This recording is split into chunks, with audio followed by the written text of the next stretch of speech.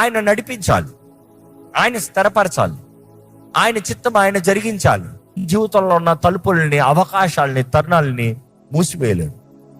నువ్వు దేవుని మార్గంలో, దేవుని చిత్తంలో, దేవుని సమయం తగినట్టుగా ముందుకెళ్తున్నావంటే the doors that God has open, ఆయన నిన్ను స్థిరపరుస్తాడు, ఆయన నిన్ను లోటుకు నడిపిస్తాడు, ఆయన నిన్ను హెచ్చిస్తాడు.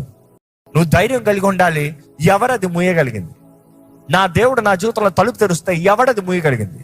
నా దేవుడు నన్ను హెచ్చిస్తే ఎవడది నన్ను అణిచివేయగలిగింది? నా దేవుడు నన్ను ఆశీర్వదిస్తే నన్ను శపించగలిగింది ఎవరో? ధైర్యం ఉందా? విశ్వాసం ఉందా? నీ క్రియలు దేవుడు ఎరుగున్నాడు.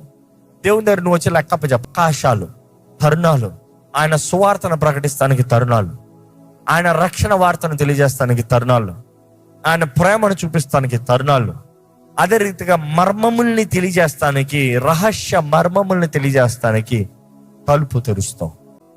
ఈరోజు నీ చిత్త ప్రకారం, నీ ఇష్ట ప్రకారం, నీ తరుణాల ప్రకారం నువ్వు వెళ్ళాలంటే అయ్యే పని కాదు.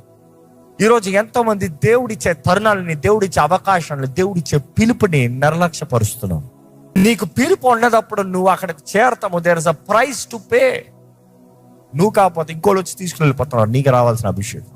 ఆ రోజు తీర్పు రోజు, ఆయన రాకడ గురించి ఆయన తెలియజేసే ఆ మర్మము గురించి రోజున చూసినప్పటికీ రెండోసారి తలుపు తెరవడంట.